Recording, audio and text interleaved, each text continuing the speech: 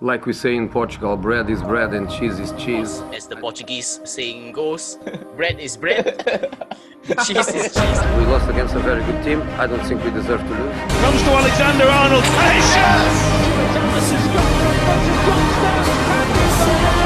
Always after it into the box. Guys, I think it's doing my life. I just follow football my life. Welcome everyone to another episode of Football Armchair Experts, where we pretend to know everything, but actually we know nothing. With us today, Liverpool fan Inran, Newcastle fan Mun Jhun, Chelsea fan Robin, and I myself, Mark, I'm a Fulham fan. How was your Matchweek 31? Full of late goals, full of excitement, important results, as well as teams coming back. But of course, as the Portuguese saying goes, bread is bread, cheese is cheese. I don't know if you're okay or not, but you know what? I'm going to be eating a cheese sandwich. Well, I still got You should off your background, that you for can see later. the cheese. Speaking of bread and cheese, that would actually make one manager feel very hungry. Steve Bruce actually pulled off quite a big result last weekend. Big substitutes, of course. 57th minute, Newcastle were 1-0 down against Burnley. So what does he do? He brings on Callum Wilson and Alan Saint-Maximin. 2 goals in 6 minutes, 1 goal and an assist for ASM and Newcastle, with an important win to pull them out of relegation trouble. Mun Jhun, what were your emotions when you saw Callum Wilson and ASM come back? Well, he needs a moment to breathe. Too excited. Wow, so emotional. Don't mute the mic just so I can cough it. Okay, in the meantime, I can eat my cheese sandwich. Oh, yes. I mean, But the it's feet cool. that I he think they come back at the right time. Huh? Yeah. That's all. I personally feel right that this is going to be the last game going to win this whole season. If you look at our rest of our fixtures, right, it is hell. I don't think there's any way going to win the next, besides Sheffield United. But the next 5 games is going to be hell. Everything is from the top half. Okay. 4 teams are in the top 8. So I think it's good that they came back just for this. Much needed win. So I guess if you're not winning anymore, say for example, you do beat Sheffield United, that's 3 more points. Yes. Is 35 enough to survive? Pundits say 35 points is enough. That was a season-saving result then. I would say yes lah, but it isn't a. I wouldn't want to overrate Steve Bruce's decision too much lah. Like come on, like even if I was manager, if any of us were manager, it's like you should like it's the 2 best players of the team. Certainly that you should put them on, right?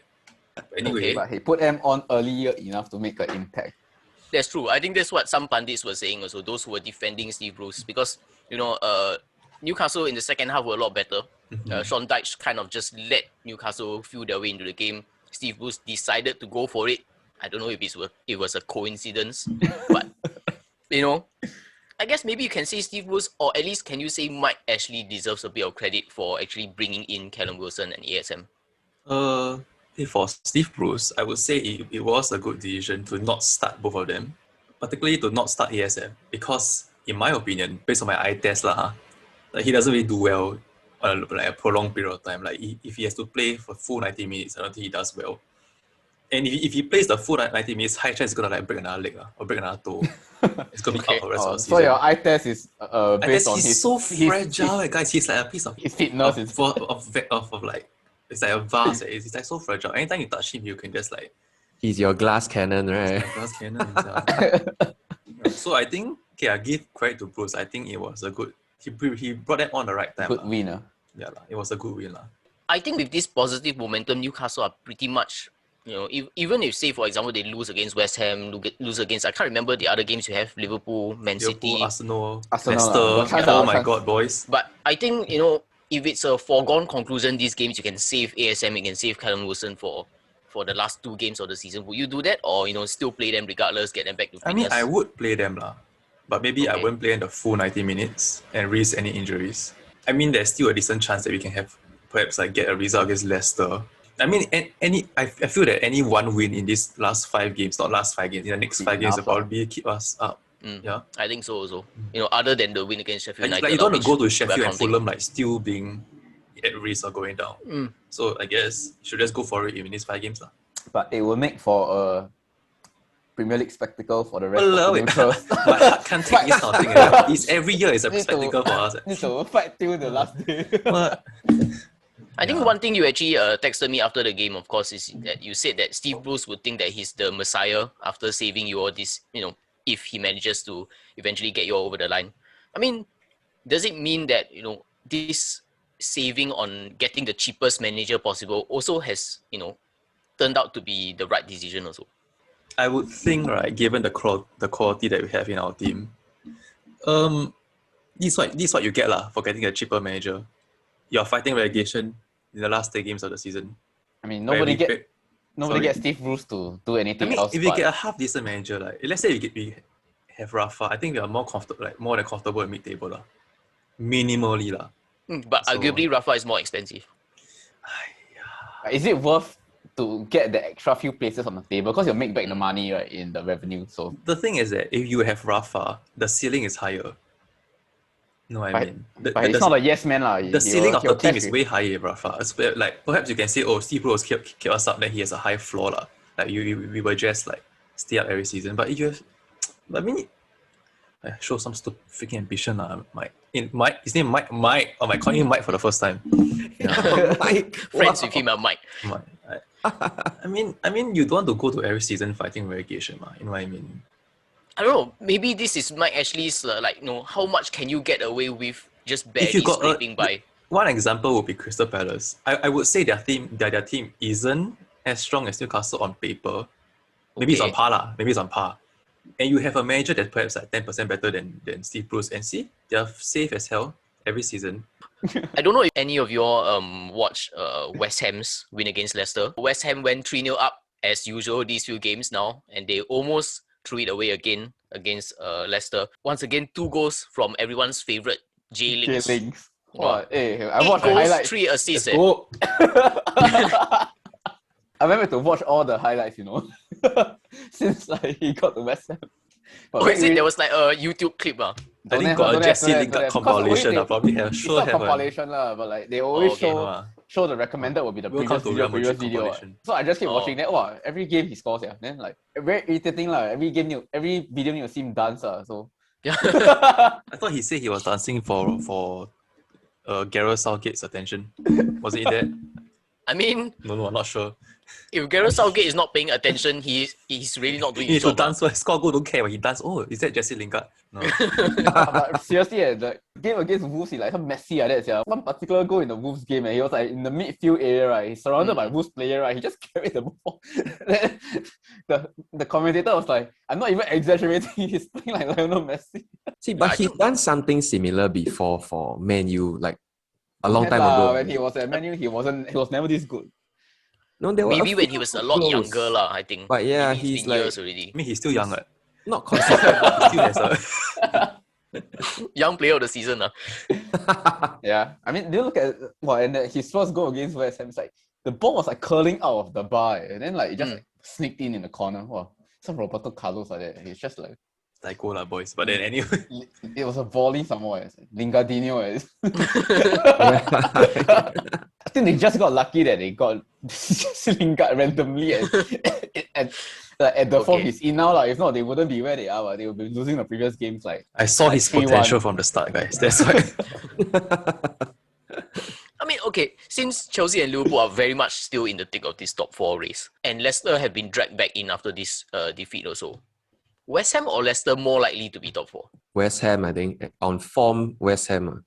Based on the run-ins also, right? West Ham has quite an easy run-in. It's I think their run-in is quite good. It's the second easiest after Liverpool's. So yeah, they've got quite a friendly run-in.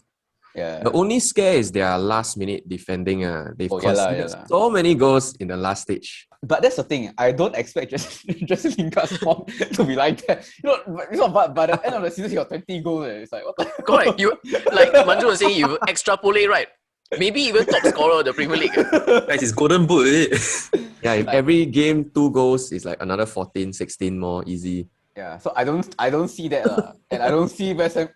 I know we've been saying that for very long already, but I don't see West Ham continuing their form, especially with all the past few weeks, letting in 2-3 goals every game. So I feel that they will also get nervous at some point. It's when the closer you are, right, sometimes it's a bit you get a bit more shaky. I mean, Leicester can attest to that. West Ham are against Newcastle in the first game that we're predicting this week. I think we can start with the Newcastle fan. Will the good times continue rolling in at St. James's Park? To be honest, right, I'm so on the bandwagon. I don't even care about this result. I just want West Ham to get 3 points. Don't know, as in, the thing about West Ham is that, yes, their form is good, but I worry that perhaps, and they have coped well with their injuries, I feel. I feel they cope better than Leicester. Like without Mikel Antonio, without Declan Rice, they probably without Aaron Cresswell also, because he went down in the game. But I think, and their squad is super thin. The fact that I feel that what they screw up in the second half is because their squad is super thin. Like there's no one else you can bring in besides like Syed Benrahma, perhaps another defender. But other than that, like who else can you bring on? Ben Johnson? That guy. Speaking of Ben Johnson, I see nothing in him. I don't know why Moyes keeps playing him, but okay. I feel like Moyes is able to carry them through these last few games. Yeah. So yeah, more on the David Moyes bandwagon. The way they play, it feels like they're even more confident now that they have a shortage of players. I don't know why, the way they play, somehow. So, I mean, I would expect them to go above Leicester at some point of the season. Oh, I'm not sure. I feel Leicester will be struggling. I feel Leicester will be struggling. The scenes at the next season. Mark Noble playing against Juventus in the Wembley Stadium. I mean, this is the game, right? I hope Steve Bruce decides to rest his 2-star men. Another substitution masterclass. You know what I mean? The rest is 2-star men. Don't even put them on. Then let's let West Ham get these 3 points. You know, then Newcastle can get it somewhere else. No issue. Wow, what happened to show some ambition? Top 4. West Ham is the ambition. Top 4 is It's the a ambition. totally different club, what? Yeah, my heart sways left and right sometimes, you know. Okay. So Come on. Bandwagon versus I'm going home for a team. West Ham win. Going for a West Ham win. Do I dare 7-0. back to back 3-2s? Fuck it, I'm gonna do it. 3-2. Where the 2 goals will come from, I have no idea. Yeah, I think it'll be a comfortable West Ham win. 3-1. Funnily enough, I choose to believe in Newcastle. I think they're having a mini resurgence of their own, but not necessarily a win. I think it's gonna be a draw. It's gonna be 1-1. I'm going to go for a draw for this one. I'm going to go 1-1 in Newcastle and West Ham. West Brom, just last night only, won 3-0 against Southampton. It is now back-to-back wins for the Baggies. West Brom will next be taking on a Leicester side that have lost the last 2 games. Anyone going to go for a West Brom win here? No lah. Not me lah. I guess we can start with Inran. Yes. I guess maybe that means Leicester bouncing back here. I know I said that Leicester may collapse, but I think it's a bit too much to say that Leicester's going to lose 3 in a row and West Brom is going to win 3 in a row. They won 5 games the whole season, so their past 2 games is already half of their wins in the whole season. I think I see Leicester holding on just because their next few games I would say it's a must win for them. If they lose the next few games, right, I don't think they will make it in the top 4 or just because their last 3 games are like so tough, right? And because of their propensity to capitulate towards the end, right? I think if they're put in like that much pressure going to the last 3 games, they confirm cannot. So this is like an easy try to build their momentum. If there were a game for it, it's this game already. If they still lose this one, I think gone already. They're top 4. It's gonna be a comfortable 2-0 win for Leicester. I agree with Inran. Like they have to win the next like 4 games before they face like Man U, Chelsea, Spurs. I think it'll be a little bit nervy also. 2-1. You know what? Why not West Brom to build up some momentum? I'm going to go for a draw here. Going 2-2 for this one, even though there were no 2-2s the last match week. 2-2 is the worst result to predict. I think I just want to watch the world burn. I'll go for a West Brom win. I love it. 3 in a row. 2-1 West Brom. Of course, with 31 games played, West Brom being 8 points adrift at this point, no club has survived from that. Leicester was 7 points adrift and they survived. Fulham was 6 points adrift and they survived. Fulham are currently 6 points adrift. I'm pretty sure we won't survive this season. I think the momentum is too much. We'll go to the next game in terms of relegation. Fight Arsenal, face Fulham at the Emirates Stadium. Arsenal's, I don't know what you can make of their win against Sheffield United. Fulham, of course, last time out, lost to a last-minute goal against Wolves. Adama Traore with his first goal in 48 games. Pretty amazing. Oh my gosh. But of course, almost anyone can score against us nowadays. When the game ended, I also felt as if the players felt this was the must-win game. There were some players who were like, it's the typical relegation kind of pictures where players were sitting down with the arms crossed across their knees kind of thing. And Mario Lemina was also crying also. I feel as if the belief is not there anymore. I'm going to go straight into it. I think Arsenal don't need to do much to probably beat us here. Maybe it won't be a big score, but maybe 2-0 Arsenal. But that's the thing with Arsenal, like the previous game with Sheffield isn't indicative of anything. Their form is so inconsistent this season, right? When they win, right, you don't know it's because they win or the other club doing badly, based on their consistency level. I think they will draw Fulham. I think it's gonna be 1-1. Okay, I'm gonna go for a 1-0 Fulham win. Wow. If they get knocked out of the Europa, I think Arteta might use the chance to just experiment a little bit, play more youngsters and stuff. But of course, I think their goal is to finish as high as possible also. I think financially there's some benefit. I think also to save his job, I think if they get knocked out of the Europa League, they continue like draw, lose, and until the end of the season, I think we're gone. Yeah. They'll be 10th place where they belong. Actually, that's a good point, considering his record is the worst out of the 3 most recent managers. But if you all had Lookman, right, I think you all would have a pretty good chance of drawing. But I think he's still out, right? He's still injured. He will be maybe back for this game, not sure. It's a sort of a minor injury. I think that was the main problem against Wolves. We missed a winger that ran at the defense. So because of that, right, Fulham a bit more blunt than Arsenal. Right? Arsenal, at least Lacazette is scoring. Yeah, based on quality-wise, I have to go with Arsenal win. But it will be a 2-1. I think Fulham will try to fight a bit. I think we're done with the relegation fight for this episode. Liverpool and Man City will swap their opponents this week. Man City, fresh from their shock 2-1 defeat to 10-man Leeds. Liverpool finally got a first win at Anfield in 2021 against Aston Villa. It will be Leeds now facing Liverpool. Aston Villa face Man City. We can start with Leeds versus Liverpool. Leeds, surprisingly, even though we were saying, they're comfortable in mid-table and all that. Ever since we said that, they've been on a winning run. I mean, who saw that coming? It's like 10-man Leeds defeating Man City in the last minute. I think for them, right, the nothing to play for thing doesn't really work in their case because of like Bielsa's style of play.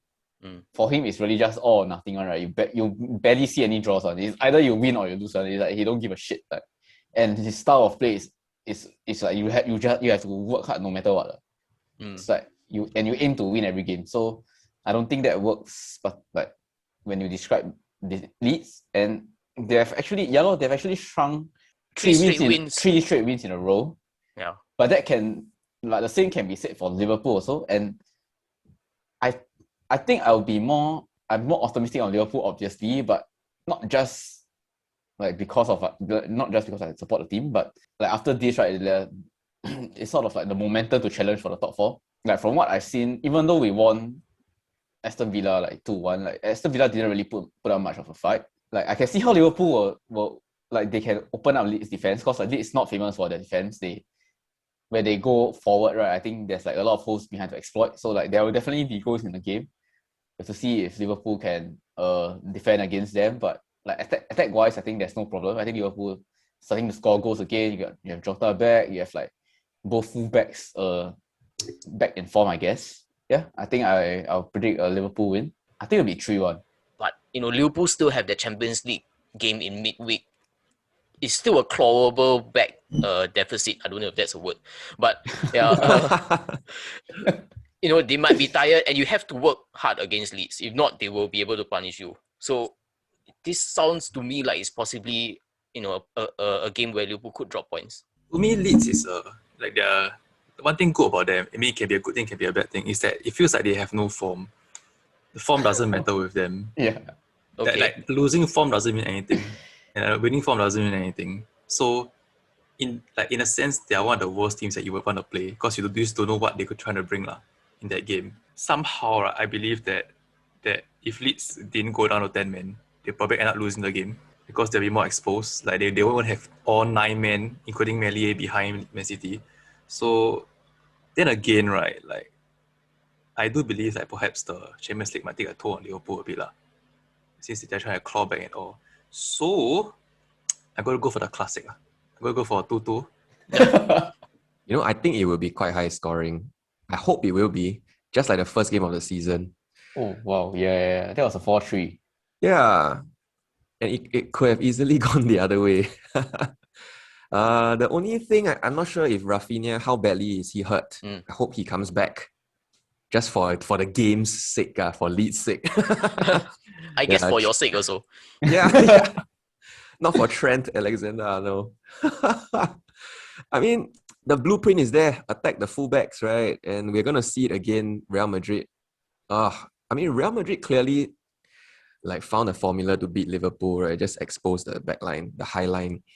Although I think this was a formula most of the teams that beat Liverpool at Anfield used also. It's just that, you know, obviously none of them were Real Madrid lah, so... Yeah, right. The quality of the passes is obviously different. You have Kroos, Modric, all that, versus whoever. But yeah, as much as we talk about Leeds being quite gung-ho, their Man City performance was really quite a surprise. Like, I was so impressed. Obviously shocked that they counter-attack and still had the energy to run up and down and then get a brilliant goal. Well-deserved victory. So I think that will give them a lot of confidence. Plus the Champions League will take a toll on Liverpool, who has, I think, grown increasingly fatigued. Like they're less sharp somehow, not scoring as much as they should be for all the possession. I don't know if you saw, there was a clip of Wijnaldum doing the mannequin challenge. Just standing there, right? Yeah. Captain somehow. So, that was so embarrassing. But Liverpool, the quality a little lacking this season. Like even the fullbacks crosses, not finding their man as often as they were. Although Trent scored a damn good goal, it should have been a draw. I felt like they didn't do enough. Yeah, got the ball but didn't do enough. So I think I'm favouring Leeds. Yeah, I'm favouring Leeds on this one. I think it'll be a 2-1. 2-1. Hey, Liverpool's always form better. Yeah, that's I think it's not so much of a concern for Liverpool anymore. I think they've broken that, started to feel like a little bit of a curse kind of thing. They feel more stressed going into home games. I think now that they've got the win, especially in the lateness of the goal, the manner of the win will help them. But of course, this is away. I think the fact that the Champions League is still up for grabs, the tie would play into this. I think Liverpool will drop points here, but don't have to worry. I think the rest of your run is quite easy. 2-1 Leeds. Of course, Man City facing an Aston Villa side. I think will be still without Jack Grealish. It's taking a very long time to get recover from his injury. Just solely based on last week, right? I don't see any way Aston Villa can win Man City. Oh, okay. Based on the Aston Villa performance against Liverpool. Didn't see they didn't. I don't know. Liverpool are dominant, and Liverpool aren't the informed team in this period. So I think there's no problem. No problem for Man City at all. 3-0 Man City. I think it will be a 2-0 Man City win. I think the starting lineup a little bit weird. Zinchenko in midfield. Yeah. John Stones paired with Nathan Ake at the back. I think John Stones without a good centre back next to him is still John Stones of old. So we probably need to bring Ruben Dias back. But then again, I guess the title is already sewn up. You can afford to experiment a little bit also. Yeah, I think Man City still win this, but not so convincing. I think I'll go 1-0 Man City. Someone now even, I think David Trezeguet is out. Not David Trezeguet, whatever it is. The fake Trezeguet. It's just Trezeguet. Trezeguet is I'm pretty sure he's named after David Trezeguet. So 3-0 Man City. One team that actually won by 3 goals last time out, Chelsea, beat Crystal Palace 4-1. Timo Werner didn't play. Kai Havertz looked kind of impressive though in the front three with Mount and Pulisic. Kind of. Okay, but it's the first time in 17 games under Tuchel that Chelsea has scored more than 2 goals. Chelsea are against Brighton. Will it be another game where Chelsea score more than 2 goals? It does seem very, very possible. It was a real relief when they scored the 3rd goal. Like, wow, we finally scored more than 2. But well deserved. The only blip is obviously the header from nowhere, one good cross and then the Bentic. It's almost like copy paste his goal against Spurs. Yeah, my worry is our central midfield, like how tired they'll be, because it's always the same 2, then rotate with Kante. That's all. There's no rotation there. So you just need one of them to be tired, then that's it. It's exploitable, like easy game. Front 3, whoever they play so far, no problems, unless it's Werner. He's the only one that doesn't click yet. Like the fact that Werner didn't play against Crystal Palace, I think it helped the team. The fluidity was really good. And Havertz was I don't know, he took some drugs or something. His touches were all amazing and I was so surprised. It was easily his best game for Chelsea. But against Brighton, I don't think Brighton got enough quality. I think Chelsea know how to break the press. I'm not so brave to go and put 3-0. I'll put 2-0 instead. I do think Brighton may score a goal though. I think 2-1. I do feel Brighton might bring the game to Chelsea, but without scoring a single goal like they usually do. So Yeah. we'll go for easy Chelsea Okay. win, 3-0 to Chelsea. Simple lah, 2-0 Chelsea also. A team that lately have been in the headlines, well, manager been in the headlines for all the wrong reasons. Too many quotable moments this week. But yeah, this whole thing could be just endless Mourinho quotes. It's like I don't know. He just purposely. It's a classic Mourinho tactic. He just diverting attention away from the loss and onto himself. Yeah, he wasn't even asked about the Son Heung-min thing. He asked himself the question. Yeah. He complaining. He was complaining to the press. He was asking them why they never asked him the question. Correct, yeah. I almost forgot what game we are previewing already. But yeah, okay. Spurs against Everton. The winner of this would still remain in the top four. Whoever loses this are out. Or can you say maybe already both are out regardless of result? I would say just because of you have four clubs ahead of them fighting for the two spots. It's very hard to see 6 clubs fighting for the 2 spots, right? So I think regardless of the results, they are sort of out already. Everton just keeps slipping up. The last 4 games, right? It's 2 losses and 2 draws. So they own self out themselves. That one. I don't know what they're doing. If it changes your mind, I haven't been watching Everton that much also, but I went to go and see their injury list and it's really quite long. They only had 6 subs against Brighton because they couldn't even fill their subs bench. Alan and Doucouré, 2 of their starting midfielders are out. Yeah, even Calvert-Lewin is out. Oh, in that case, may have to give Spurs the win. Okay. But then again, it's they will just score 1 goal, right? Then they will try to defend, then they just lose the lead. Okay, I think it'll be a draw. I think it'll be 1-1. I think Spurs are gonna win. But I think it'll be 2-1. They're gonna let in a careless goal. 2-1 Spurs. I mean, if you got to play Mason Holgate at centre mid, you're probably pretty desperate. So it's macam a 6-2-2. Oh my god, who is this guy? Nathan Broadhead.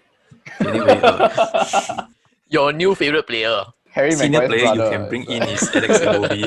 2-1 Spurs win. Okay. Yeah, I think at the end also, Son was also another player also crying also. He said that he felt as if the top 4 hopes were starting to disappear. Yeah, there's definitely only 1 ticket here out of this game for a top 4 race. I'm going to give it to Spurs. I think Everton's results a bit too... injuries a bit too many. 2-1 Spurs. So Spurs in midweek will be playing Southampton. I gave them the draw the previous game, so this game must give them the win ready. And honestly, Southampton doesn't offer anything at all. Yeah, you can lose 3-0 to West Brom. Nothing more to say. That one, they also nothing to play for. The players just leap up already. Don't get relegated, can you? I think it's gonna be 2-0 Spurs. Gonna agree with that. I'm gonna go 2-0 Spurs also. What puzzles me is that all their players are back, and yet they are still performing as badly as they did when all their players were gone. I'm trying so hard to convince myself that Southampton can perhaps get something out of this game. Nah, I'm gonna go for a draw, 1-1. I don't know how much of an eye they'll have on the League Cup final, the Carabao Cup. So will Mourinho sacrifice this EPL? Mourinho has to go strong for both games. It's both of it. It's sort of a must win. Yeah. Yeah, you can't just you can't just bang on the Carabao. What if he loses? Then yeah, end of season already. Anyway. But maybe Southampton also quite lan, turn up. I think it's gonna be a 1-1. Let's go. Manchester United against Burnley. I think Man U good form now, but then again, it's very classic Man U. They will just randomly screw up the game after they have a good win. So I think gonna be a classic last minute comeback from Man U, 2-1. It sounds like that. They always wake up after the first goal and then they we have to start playing. I also think it will be a late Man U performance again. I mean, how many times have we said that this season? 1-0 Man U . The second thing is right after I praised Burnley on their tiki-taka style against Everton, and they just happened to screw up. Yeah. Good for you. Let me see. Is there any way that Man U could screw up this game? I mean, they did screw up at home to Sheffield. Do I see a 1-0 win for Burnley? Can I put... fuck it. 1-0 win for Burnley. So going for the daring results now. Nah, I think Man U's too good. 3-1 Man U. I guess the last game, nothing much to say. Wolves against Sheffield United. Although, this is a footnote a little bit. If Sheffield United were to lose this, they'll be basically all but down now. I think Wolves 2-0. I think the result will be as uninspiring as the game itself. I'm going to go for a 0-0. I'm going to go for a draw here also. 1-1 between Wolves and Sheffield United. I'll just go for a Wolves win. 1-0 again. How are the English strikers doing? No idea. Yeah, we haven't had an English striker power rankings in a while. Better eat this cheese sandwich. Will Leeds finish above Arsenal? I think they will. Impressive performance from Leeds this season. Mm. Don't know whether they're gonna the second season syndrome next next Yeah, season. man. Don't even know if Bielsa is going to stay or not. He hasn't extended his contract yet. Oh, this is last season. I mean, he hasn't said anything lah. No, I think he always only just works on a 1-season rolling contract. Oh, is it Oh, because he's really? very old or something? Actually, to be honest, I don't know how old he is. Not as old as Roy Hodgson, so. Hey, old the enough to number be of times you best. say Roy Hodgson going to die, right, is like more than 5 times this year. Roy Hodgson is only getting older. No one will be older anymore. He won't get younger. But I mean, that's how age works lah. You can't overtake anyone in terms of old. Chelsea, I think Chelsea gonna be dangerous next season. That's what every club says about their own team. Yeah, I think Mun Jhun, Newcastle going to be dangerous next season. relegation danger. You just need to survive this season, then hire David Moyes. You'll be top 4 contender. But why would David Moyes want to go to Newcastle? As the pay rise have to be so real, but I don't think so. No, I'm pretty sure if Newcastle survive this season, right, they'll just be prepared for another relegation fight next season. Why even? It'll happen for real next season. Why even? What happened for real? Mark Hughes. All these stupid English managers. Menu managers. Really, they're just living off their past glories, as a player. Then it's just like, oh yeah, okay, I go and dabble in like being manager for a while, then like that already. I really think that I think the ideal case, if he wants to save money, just hire Alan Shearer. Just do it lah. Then during Newcastle games, then he can run back to the studio, do his punditry. since the Newcastle job pay him so little, you might as well do double. Moonlight, need the extra income. Guys, you want to compare Modric to 36, you have to compare 42-year-old Alexander Duric that carries Singapore in his 40s. And Tampines Rovers. That is the true carry job. That's true. Even until like he's in his 40s, we still selecting him for our national team, right? That's how cui we are. You know, Yeah, man. The dream front two, Alexander Duric and what's the guy's name? What? Not Alam Shah. Bra? No, the Chinese striker. Balding guy, is it? No, not balding. He's full of hair. Full of hair. I Oh have to find yeah. this. I have a Chew what's his Lee. name? Chew Lee. It's Chew Lee. Oh my goodness. Chew Lee? Asian Chew Lee? But you still said the swimmer. Oh, that's Tao Lee. Again. Chew Lee very hairy man. He's just a bit overweight one. He's overweight as hell. That's why I don't understand why I'm okay. He barely even scores for us. But anyway. Yeah. No choice. We got the foreign talent scheme. We double down on it already. You must feel them already. Maybe got to give my 5 seconds of shout out every end of the podcast to my team, Alcon United, and our star striker, Tamoyuki Doi, with 10 goals in 6 games. What a start. Okay, yeah, that's it. So you've been preparing for this now, basically. I just went in. I have to give my shout out every week. No, then we still got this other guy. This other, I don't know, Malay. Abu Kasmir. Agu, yeah. Yeah. Oh my god.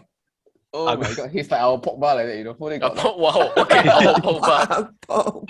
He always got the hair on, then like Abu Kasmir. Like blonde hair. Yeah, the fancy guy, yeah.